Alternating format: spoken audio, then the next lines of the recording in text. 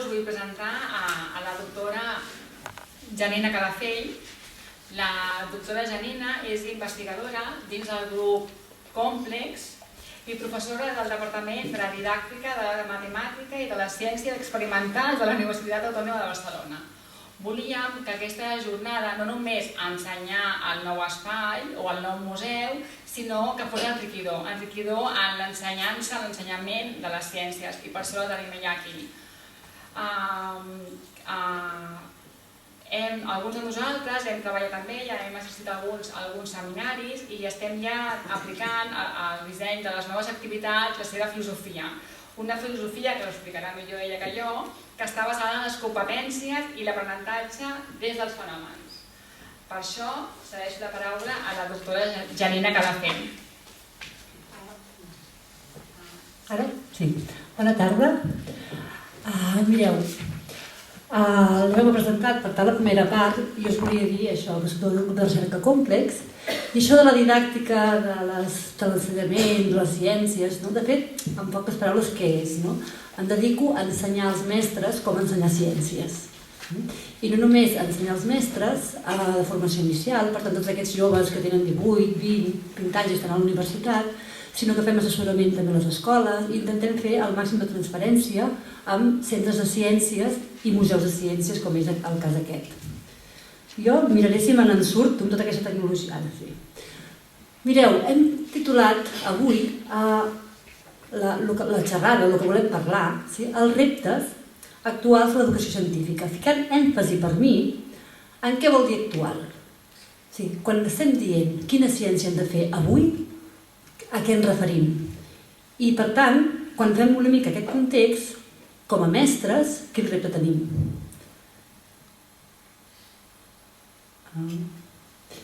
Mireu, no sé si ho heu fet mai. Obres el Google i, mira, com que això ho fan els meus alumnes, quan diuen, ara farem educació científica, el que fan primer és entrar al Google o algun buscador i fiquen educació científica, a veure què és això. Mireu, quan ho fem, fixeu-vos, no, és que ni es pot llegir, quants resultats hi ha en 0,15 segons. Per tant, fixeu-vos que quan estem parlant de què hem d'educar científicament o com ensenyem, el que és aquest buscador no ens serveix. Perquè fixeu-vos que si ara féssim un grup de treball, ens organitzéssim per seminaris i fiquéssim un temps per començar a buscar totes aquestes entrades, la font, si és rigorós, si no és rigorós, si ho puc aplicar a primària, si ho puc aplicar a secundària, jo no ho sé, però jo crec que ens jubilaríem i encara estaríem fent aquesta feina. Per tant, no es tracta d'anar a buscar aquest tipus d'informació. Fixeu-vos que sí, que fa un temps era important buscar informació. En canvi, ara, la informació la tenim molt ràpida. Per tant, perdoneu, estava just a davant i em tapava. Per tant, fixeu-vos ja, quan diem ensenyar ciències en la societat d'avui, primer de tot, que hem de prendre decisions.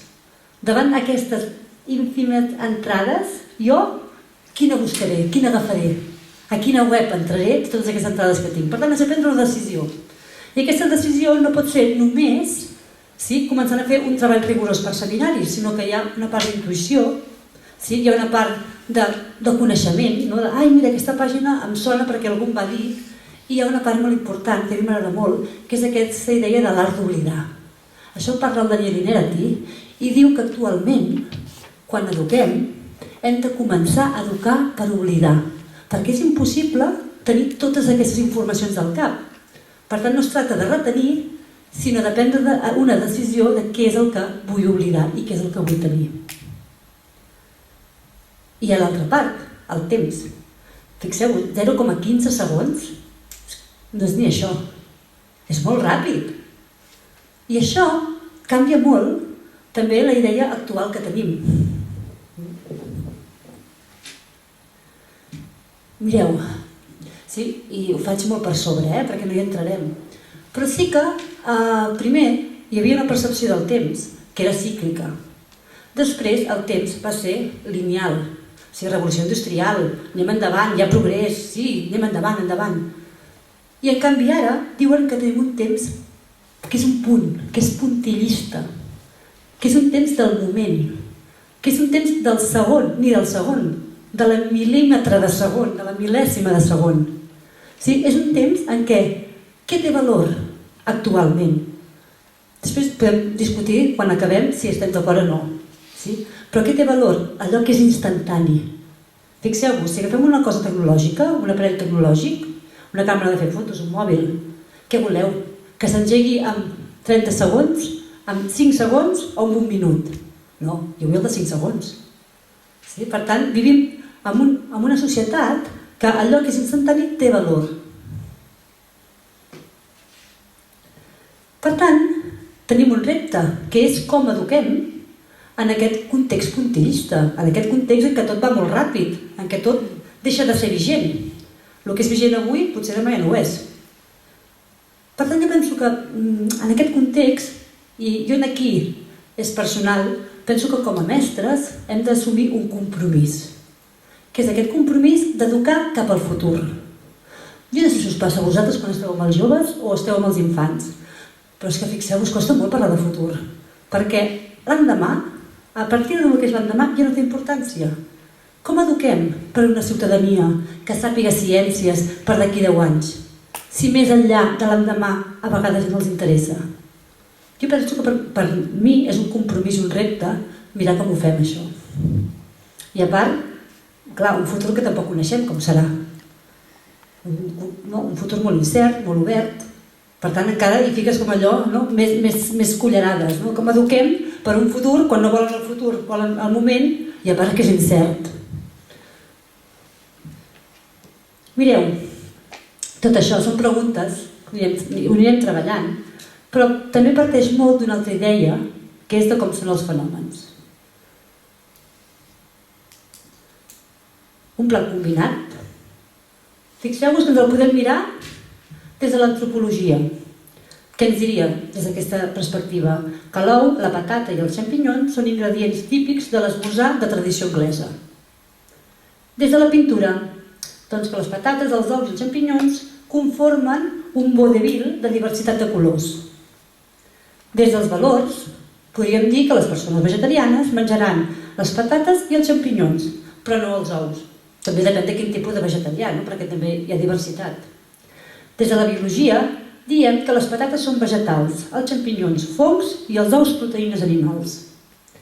Des de la geografia, les patates, els ous i els xampinyons són un plat combinat que permet esmorzar ràpid entre hores laborals. Les matemàtiques, anem a mirar superfícies. Quina superfície hi ha ou, quina superfície hi ha buit. Dietètica, fixeu-vos que podríem estar també tota una hora, perquè molts de vosaltres podríeu enriquir aquestes mirades. I fixeu-vos que són mirades que jo no m'atreviria a dir quina és més vàlida que l'altra. Depèn del context, depèn del moment, depèn de la pregunta que em facin, depèn del que hagi de ficar en joc per decidir. No ho sé. Per tant, fixeu-vos que en aquest títol que hi hem ficat, a mi m'agradaria ficar-hi un subtítol, que és com ensenyem i aprendrem ciències en un món que és complex, dinàmic i incert. I amb aquest interrogant molt gran, perquè el que nosaltres estem treballant des del grup de recerca, des del departament, des de la universitat, és començar a indagar tot això. Jo us faig una proposta, però jo penso que entre tots hem d'anar buscant com resolem aquest interrogant. Per tant, no us donaré ni una recepta, no us donaré, sinó que anirem pensant entre tots.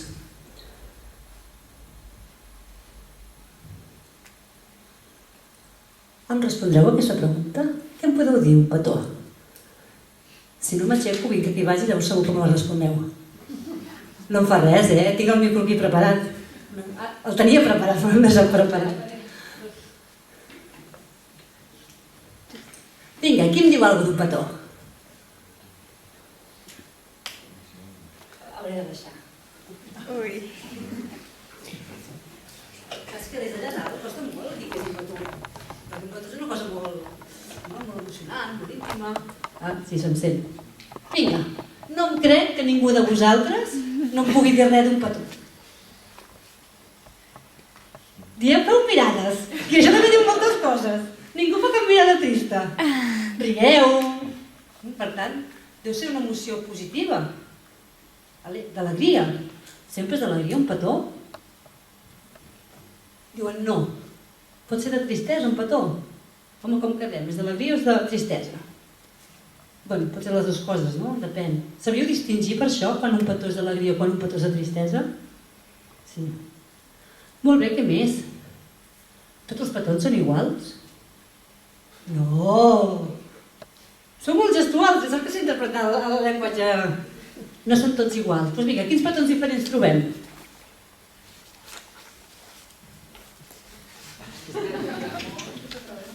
Ningú s'atreveix a parlar dels petons. Pues som molt... Ai, gràcies, digue'm. Paternals, passionals. Passionals, paternals... Molt bé. Més? D'amistat. D'amistat. Compromís. De compromís. De? De quedar bé. Aquests són els pitjors a vegades, no? De quedar bé. Perquè a més com es fa un petó de quedar bé? Depèn de la cultura. Sí? Depèn de com, a vegades, no? Depèn de quin país estàs, te'n fas un i resulta que te'n fan un altre o te'n fan tres. Sí, per tant, també és cultural. Sí, un petó. Sabríeu dir-me algun petó de cine? Un petó de cine. Una imatge. Quan dic un petó de cine, quina imatge us ve al cap? Casablanca. Quin més? Hi ha algun petó polèmic? Algun petó escandalós? Ajudes, entre dones. Entre dones. Si últimament fa, des de que la Madonna fa aquell petó, sí, n'hi ha hagut molts anys escandalosos de petons. Podríem estar molt de rato, també parlant. De fet, fixeu-vos que això dels petons és una primera activitat que podeu fer al nivell que vulgueu. Perquè a primària a mi m'ha funcionat molt bé, a secundària m'ha funcionat molt bé i a universitat funciona molt bé. Sí? L'únic que has de mirar depèn de l'època que ho fas, que pots estar una hora parlant de petons o menys. Però fixeu-vos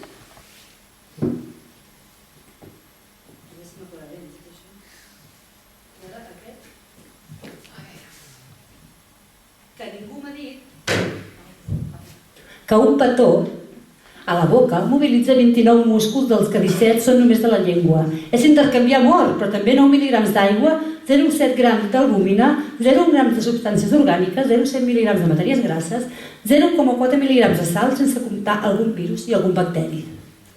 Per tant, fixeu-vos que un petó és un bon punt de partida per treballar la ciència. Perquè el que fem és incorporar un context quotidià i significatiu a l'aula. Per tant, aprenem a participar a l'entorn. Us explico una activitat per mi preciosa, arrel dels petons. Va dir un infant de tercer. Ara entenc perquè quan el meu germà està malalt, ho estem tota la família. Això s'entén quan entenem els petons des d'un punt de vista biològic.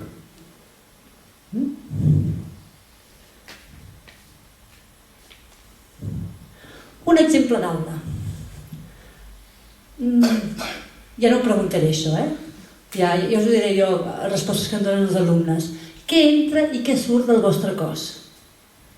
El primer que ens diuen sempre, és igual al nivell, entra menjar i surt caca i pipí. Sí, qualsevol nivell. Va, més, què entra més i què surt més? Mireu, no sé, pot entrar olor, em pot entrar alguna cosa que veig, sí, em pot entrar una carícia. I què surt? Surt creixement. Sí? Què més surt? A part de... doncs també surten l'acné. Què més surt? Fixeu-vos que quan estem dient què entra i què surt, això vol dir que hi ha un dins. Hi ha un fora i hi ha un dins. I què hi ha dins el cos? Allò que entra, que és menjar, i allò que surt, que és creixement, què passa per dins? Perquè, clar, el menjar no té un recorregut lineal. Perquè si el menjar té un recorregut lineal, no creixo. Però sí, resulta que si pregunto si té alguna cosa a veure el menjar o la poma que menjo amb que em creixi la mà, la poma va a la meva mà? No. Llavors com és que em creix? Doncs això vol dir que hem de començar a imaginar. Malgrat igual no soc científica al 100% perquè estic a primer de primària, o no, potser estic a segon de secundària i ja sé més de ciència. Però sempre, malgrat tot allò que jo sé de ciència, hi ha un punt en què haig d'imaginar què hi ha dins que no veig. I fer un esquema mental del que penso que hi haurà dins. Això és molt bonic també quan treballem a vegades amb tota aquesta tecnologia. Sí, perquè clar, cada cop que hi ha un avenç tecnològic, sí, de la lupa binocular, el microscopi electrònic, clar, cada cop puc veure un món més micro. Però malgrat miri el més micro, hi ha un moment que haig d'imaginar. Sí, jo no sé quan ens explicaven els neutrons, els protons.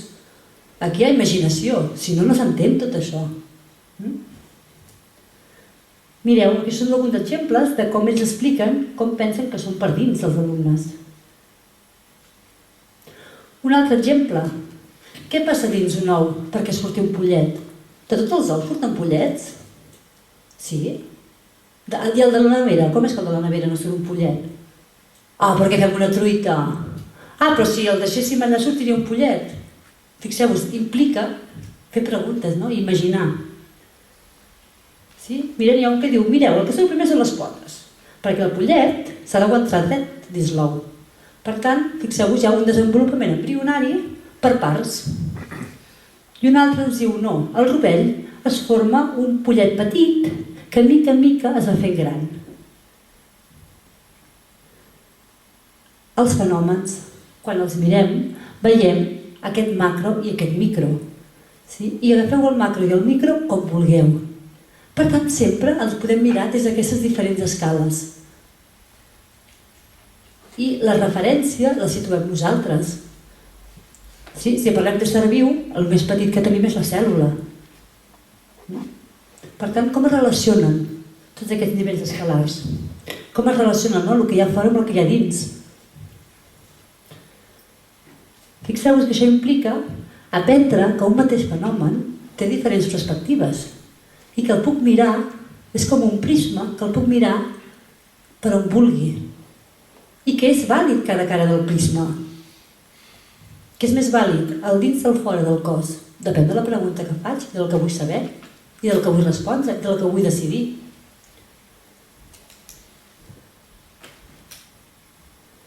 Un altre exemple. Diu, per verificar, jo no ho veig gaire des d'aquí, per verificar l'adquisició del concepte de conservació de la substància, he donat als nens 2 boles de plastilina del mateix volum. Després, diu, veus aquestes 2 boles de plastilina? Són iguals. Una la deixo grossa i l'altra la faig a trossets. Digue'm, a on n'hi ha més? Diu, aquí. Diu, no, són iguals. La mare li pregunta, què heu fet avui al col·legi? Diu, va, la mestra em volia convèncer que 1 és igual a 5. Un altre exemple, i aquest el faré respondre. Diu, mira, els lacomolls són uns micos que viuen a les xunxes. Cada lacomoll té 4 catris que li serveixen per espolidejar. Aquests catris són molt escormos i estan adaptats a les cunxes. Em podeu respondre tots alhora? Què són els lacomolls? Gràcies. On viuen els lacomolls? Quants catris té cada lacomoll? Com són aquests catris? I per què serveixen? Heu après alguna cosa dels lacomolls? Heu après a respondre unes preguntes. Fixeu-vos, no? Com a indicador, totes aquelles preguntes que responen tota la classe alhora, mala pregunta. Vol dir que només hi ha una sola perspectiva o que és una pregunta reproductiva, perquè el que faig és reproduir un text que hi ha. Sí, per tant, anem a parlar de preguntes. Mireu, tots els infants, des de P0 fins que estan a la universitat, es fan preguntes.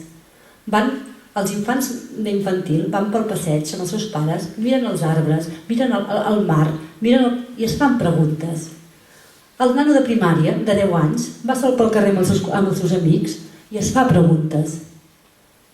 I què passa? Que són preguntes que nosaltres n'hi diem, preguntes que ells, amb aquestes preguntes, estan construint la seva xarxa de coneixement. Malgrat no és un coneixement científic, però ells a la seva manera, és una explicació que és molt, molt, molt, molt rigorosa per ells i és molt sòlida, perquè fixeu-vos una cosa, cada cop que un alumne, un infant, es fa una pregunta, està omplint una motxilla.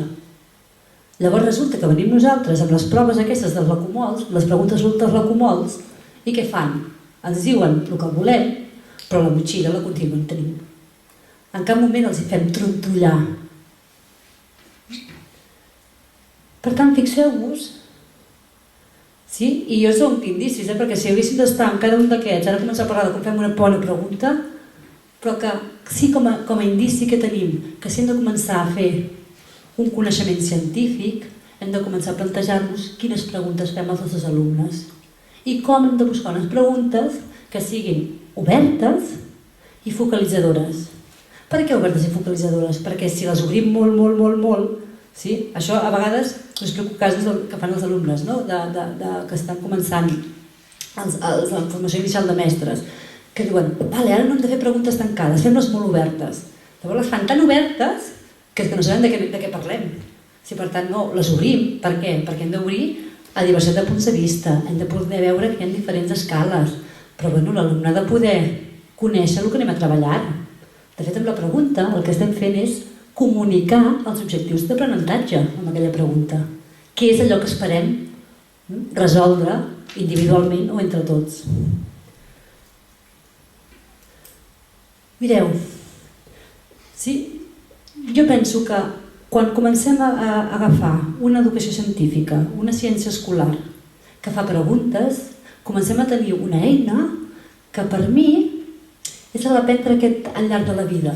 Perquè jo no sé què passarà d'aquí un temps. Jo no sé com serà el món científic. Jo no sé, però sí que sé que si capacito els meus alumnes per fer-se preguntes, es posen a qüestionar el món. Per tant, és un instrument que els serveix al llarg de la vida en diferents moments. Perquè nosaltres ho fem. Quan anem a comprar al supermercat i veieu una tira d'aigua, podem agafar una aigua perquè sí, o podem fer-nos preguntes. Quina és l'aigua més ecològica? Quina és l'aigua que té més sals minerals? Quina és l'aigua que és més de proximitat? I depèn de la pregunta que em faig, prendré una decisió. Mireu, una bona pregunta. D'on ve i on va l'aigua que surt de l'aixeta del pati de l'escola? Fixeu-vos, aquí hi ha imaginació també. Abans, jo tinc una foto, que és l'aigua que surt de l'aixeta del pati. Què hi ha abans i què hi ha després? Anem a investigar, anem a començar a imaginar i després ja buscarem quin és el model científic que hi ha. Perquè fixeu-vos que fer aquesta pregunta és començar a parlar d'aquesta circulació de l'aigua a la natura i és començar a veure que identifiquem unes certes regularitats. I això vol dir que hi ha uns magatzems d'aigua, perquè si jo tinc una aixeta que quan l'obro surt aigua, d'algun moment, a algun lloc ha d'haver-hi un magatzem d'aigua. Però l'aigua sempre és igual.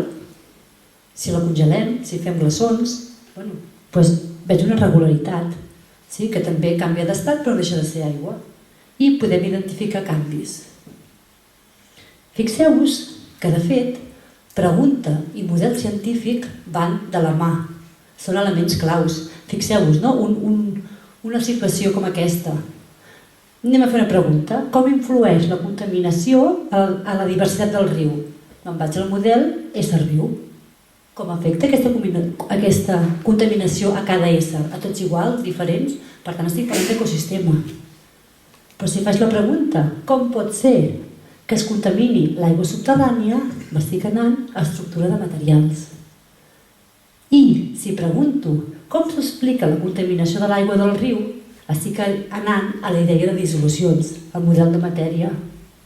Per tant, fixeu-vos que la pregunta ens porta a focalitzar què és el que anem a aprendre.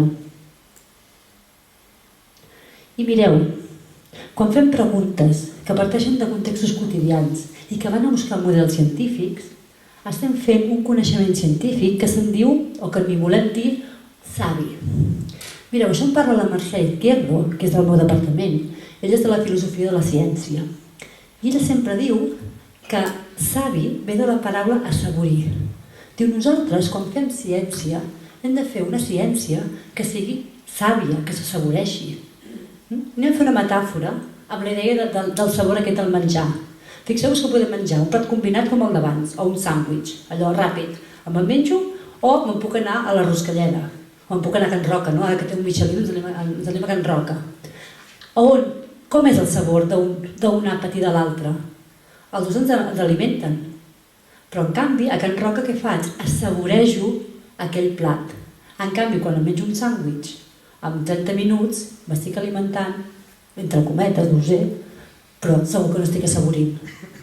Sí, per tant, hem de fer aquest coneixement científic, que el anem digerint, que el anem assaborint, que no sigui aquest coneixement científic, aquesta idea d'ensenyar que hi ha un tub i allà hi entra tot. Bueno, anem mirant, no?, com això es va regulant. Per tant, el que estem dient és que no estem aprenent temes, no estem aprenent temàtiques, estem aprenent fenòmens quotidians, contextos, que hi anem a buscar un model científic. I un model científic és més que un tema.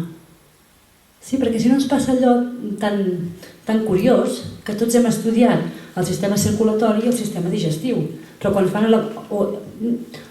fa la pregunta de com és que quan veu un got d'aigua em cau una llàgrima, no sabem explicar-ho. Plantegeu aquesta pregunta, és preciosa per fer.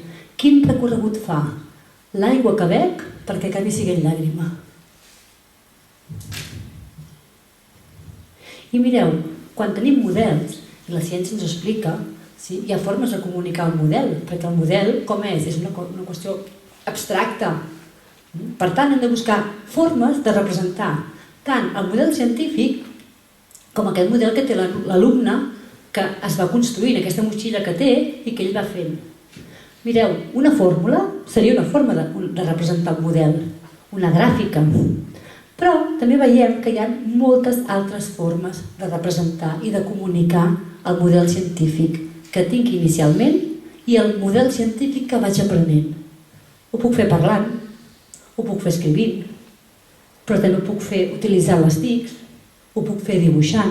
Quan hem vist aquell dibuix del pollet, en allà hi havia un model de com és un embrió. O fem maquetes. Us fico dos exemples de representació. Un, mireu, a partir d'un insecte pala, d'un grill, com ens imaginem que és per dins. I aquí ho representem amb una maqueta. O, quin recorregut fa la poma pel meu cos? I ho fem una mirada des de la poesia. Us en llegeixo algunes. Diu, poma, et veig cansada de tant viatjar. Què et sembla si marxes ja del meu cos humà? Espera't, abans de marxar, per tot arreu he de passar. Per què creus que m'he d'esperar? Perquè puguis créixer bé i sa. Fixeu-vos que darrere un model. Estan comunicant un aprenentatge. O si més no, podem regular nosaltres com a mestres el que estan aprenent a partir del que es comunica amb aquest poema. Un altre. Diu, el nen agafa una poma vermella i rodona. Després d'una mossegada, seguida de queixalades, la saliva acompanya la poma fins dur-la dins l'estómac. Amb la primera digestió continua la transformació. A l'intestí prim hi ha una altra acció. És el temps de l'absorció. Quan ja corre l'intestí gros, prepara't bé i apreta ben fort. Fixeu-vos, ens està dient on hi ha l'absorció. Que és un element que costa a vegades. La digestió, a tot arreu hi ha absorció. Per tant, ens estan comunicant quin model hi ha aquí. Per tant, fixeu-vos, incorporem aquesta diversitat de disciplines per comunicar-nos i per veure o per treballar els fenòmens del món de forma complexa, de forma relacional. Per tant, això vol dir relacionar àrees curriculars. Començar a mirar com podem a partir. I això és molt diferent per cada context. No és el mateix parlar infantil, parlar primària, parlar secundària.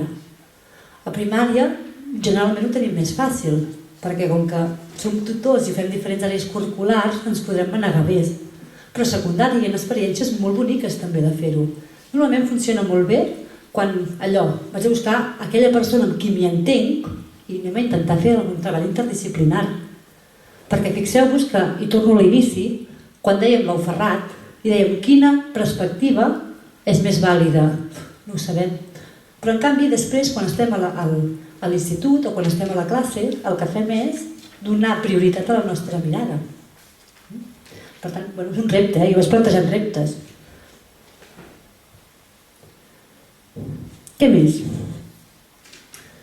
Mireu, quan estem fent un experiment, com en aquest cas, al voltant de les joguines, quin anirà més ràpid, quin anirà més a poc, i després fem unes gràfiques, o quan venim a un museu o a un centre com pot ser el d'aquest Educa, què ens trobem? Aquests contextos estimulants. També els puc trobar quotidians, i quan arribo a primer plantejo una radiografia, com sé quines dents cauran? Ho veiem? Clar, fixeu-vos que malgrat venim d'una tradició en què la ciència és molt racional, reivindiquem també nosaltres aquesta idea de la ciència com a emoció, perquè quan estem aprenent ciències allà hi ha molta emoció i podem crear contextos molt emocionants. Per tant, aprendre ciències, ensenyar ciències vol dir dialogar entre allò més emocional i allò més racional, entre allò més rigorós i allò més creatiu. Perquè, senyors, Darwin, si no hagués sigut emocional i creatiu, no hagués arribat a la seva teoria. Per tant, si comencem a desmascarar aquesta ciència que és tan impura o que... Una altra idea. Diu, veus on posem a la llavor? Diu, ara la tapem, la reguem una miqueta i d'aquí uns dies tenim una planta bonica. Diu, va, ja m'has explicat al final. Tendim a explicar tot el que passarà. Quan és molt bonic crear contextos inesperats, crear contextos atzarosos. Mireu, jo ara acabo de fer fa poc aquesta activitat de la mongeta als meus alumnes. Emocionant. Fixeu-vos, jo els vaig donar una mongeta i els hi vaig dir: estudieu, feu un disseny experimental a veure quines condicions necessita la mongeta per germinar i créixer. Hi ha hagut que m'han portat unes plantes enormes. Hi ha hagut que m'han començat a mirar les plantes, les anaven canviant de lloc a veure si la tija girava per anar a buscar el sol. N'hi ha que les han ficat a l'armari, perquè deien que l'armari no creixeria. I han dit, ha germinat, el que passa que ha crescut blanca. Bé, estem veient coses. N'hi ha que han mirat si amb Coca-Cola germinava. N'hi ha que han mirat si amb aigua destil·lada germinava, i han dit que sí que germinava. Per tant, fixeu-vos, i n'hi ha que han dit, no ens ha crescut. I no sabem per què. Però és que ja passa això a la natura. Sempre quan expliquem aquestes idees de cicle de l'aigua o expliquem el cicle de les plantes, és un cicle tan fantàstic que llavors no accepta que se'm mori una llavor i no em germini. Doncs també aprenem, i és emocionant. O aquesta idea també, fico exemples que es treballen molt, sobretot a primària. La idea del cuc de seda. És que clar, sempre que hi ha un cuc de seda que va anar sortint una papallona, que farà un ou, per tant és com un cicle que llavors resulta que ja no té cap mena d'emoció. Doncs no ho sé, potser hi ha una aranya que es menja el cuc de seda, l'oruga. Potser l'ou cau en algun lloc que no pot, després que fer créixer una papallona. Us fico l'exemple que ara veureu, jo el trobo fantàstic. Com podem veure l'electricitat i l'energia des de diferents perspectives històriques. I el primer que fem tots, a veure quin any comença, quin any acaba i quin any és el que jo vaig néixer.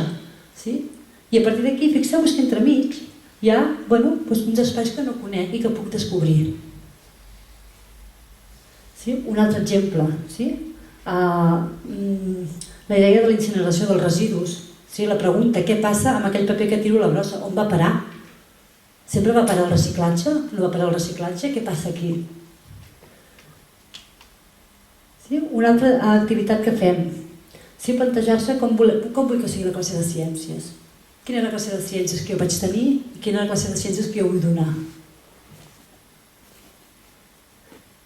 Fixeu-vos que estem parlant d'incorporar l'atzar, incorporar la incertesa i començar a obrir aquests processos lineals, que no només són lineals, sinó que estan acabats. Perquè fixeu-vos que després els nostres alumnes, siguin científics o siguin ciutadans que han après ciència, s'hauran de moure estratègicament a partir de les seves decisions que prenguin. Per tant, i mireu, i penso que a més aquí hi ha aquella idea també que deia la Rosa Maria Pujol, que ell diu, és que fixeu-vos, és molt avorrit i és molt poc estimulant per un jove de secundària, d'universitat o un infant, dir-li que sabem el que passarà, que tot està predeterminat. I fixeu-vos que és paradoxal. Per un costat tenim un món obert i incert, però per l'altre, a l'aula, el tanquem i els diem que tot està predeterminat. Quina emoció té? Faci el que faci, no puc intervenir ni fer res. En canvi, quan fem processos oberts, home, això ja té més a dir, perquè el que jo digui, el que jo faci, d'alguna manera pot fer canviar el final de la història. És com el còmic que hem ficat abans. Si regui o no regui la planta, acabarà germinant i creixent. Quina gràcia té aquesta? No, que clar, depèn de l'aigua que hi tiri, puc aquí manipular, puc fer coses. Això és més interessant. Un altre exemple. Una activitat que es diu l'aigua està sempre en equilibri. Sí, fixeu-vos. Per parlar d'equilibri i de sostenibilitat, perquè el que treballa és com l'aigua es pot relacionar amb la sostenibilitat, què fa? Utilitza l'expressió corporal i fa una metàfora. La metàfora de l'equilibri del cos amb la metàfora de l'equilibri sostenible. Rebuscat, no? Clar. Quina és la gràcia? Que és rebuscat? Sí. És estimulant? Sí. Clar, què passa? Que a més, si després hi fiquem tots altres elements, que ara no explicarem perquè vull agafar la part de l'expressió corporal, però sí que hi ha l'atzar.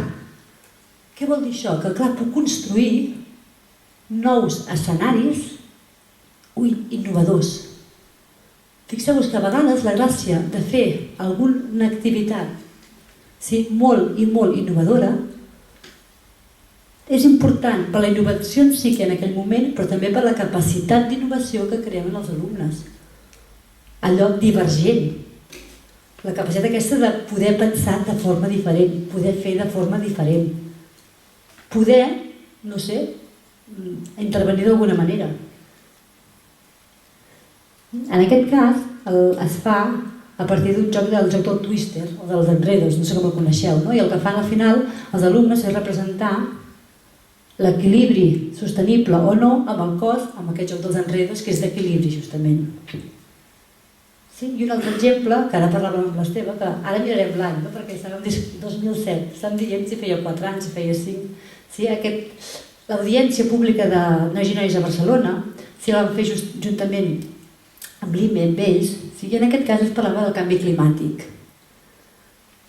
L'audiència té diferents blocs, en aquest cas hi havia un bloc en què s'utilitzaven les fotografies del Llartus Bertrand per començar a parlar del que és el canvi climàtic. Jo no sé si el coneixeu, aquest fotògraf, és molt interessant. Té uns llibres fantàstics que podeu trobar a qualsevol biblioteca pública i a més a la web podeu trobar també. Què fa ell? Ell fa unes fotografies de l'estat del món. Són unes fotografies aèries sempre. I el que ell fa amb aquestes fotografies és, primer, que sapiguem com està el món i reivindicar aquesta idea de sostenibilitat dels espais. Doncs mireu, a partir d'aquí, a partir d'aquestes fotografies, es van treballar amb els nois i noies en com ells veien el canvi climàtic i ho van expressar en fotografies. Mireu, aquí n'hi ha unes quantes. Fixeu-vos que diuen molt les fotografies. I llavors hi havia la seva argumentació aquí,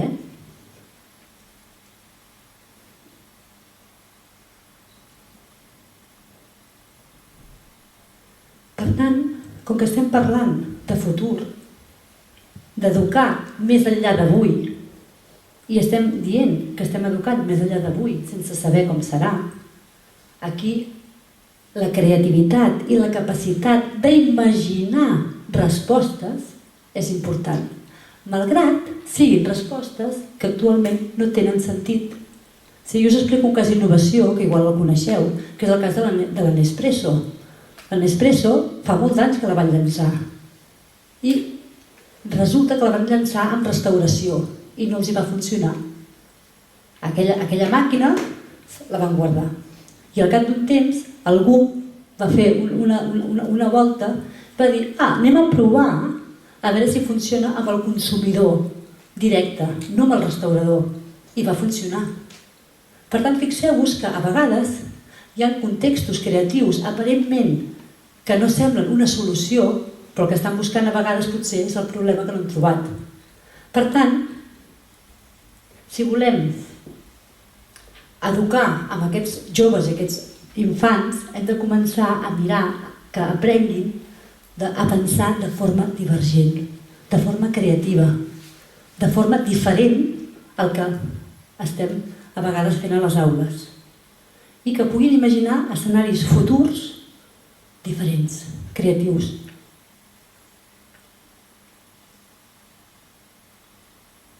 Per tant, nosaltres pensem que ensenyar i aprendre ciències és un repte. Primer pensem que és un repte, i és important dir-ho, perquè implica fugir d'aquesta visió dogmàtica que a vegades tenim de la ciència, sense caure en que tot val tampoc. Sí? És entre aquest diàleg. També pensem que no podem renunciar a les respostes, però que en canvi hem de fer la competència de fer-se preguntes. Que hem de capacitar per fer dialogar els coneixements, perquè hi ha diversitat de punts de vista després en el nostre context social. I que donin competències per assumir la indeterminació, per assumir aquesta incertesa i començar a construir noves formes de pensar, de fer i de comunicar. Mireu, us podríem deixar unes paraules. Sí, però a mi sempre m'agrada deixar 3 frases o 3 imatges. Aquí en teniu una. Diu, m'imagino que aquí hi ha un munt de respostes, però encara no tinc les preguntes. Això ens ho diu l'Isidor Rubí, que quan li van donar el Premi Nobel de Física, fixeu-vos que li van preguntar, diu, què t'ha ajudat a ser científic? I ell diu, en sortir de l'escola, totes les altres mares jueves de Brooklyn preguntaven als seus fills, què heu après avui a l'escola? En canvi, la meva mare em deia, Isi, t'has plantejat avui alguna bona pregunta?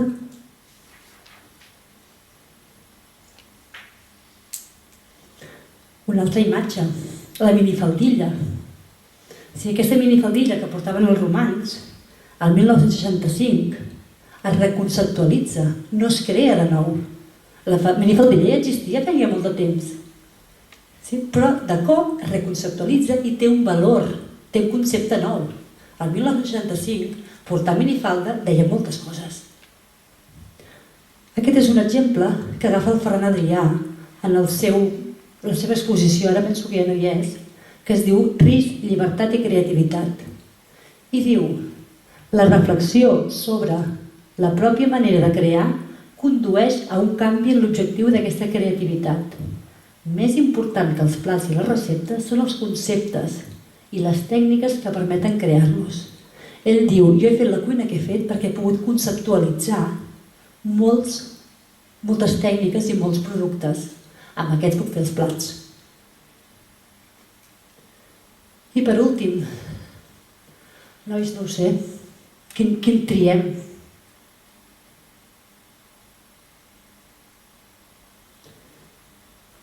Davant d'aquesta diversitat o obertura de ment, una frase de Pablo Picasso que diu, d'on treus, que li van dir d'on treia tanta creativitat? I ell diu, mira, la creativitat no existeix. Et ve la inspiració i l'important és que t'agafi treballant. Per tant, jo sempre dic, quan hem de fer innovació, aquí ens hem de remengar i hem de treballar molt. I per acabar, una antiga faula índia explica una història sobre 6 homes cecs, als quals se'ls demanava que toquessin una cosa i endevinessin de què es tractava. El primer cec va tocar un costat i digué, és una paret. El segon va tocar una altra part i exclamà, és un ventall. El tercer home també tocà i digué, és un arbre. El quart cec passà la mà per la cosa i manifestà, és una serp. El cinquè va palpar una part i va decidir que era una llança.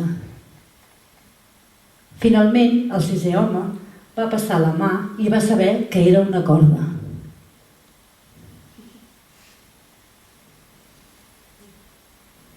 Moltes gràcies i si teniu alguna pregunta, en parlem.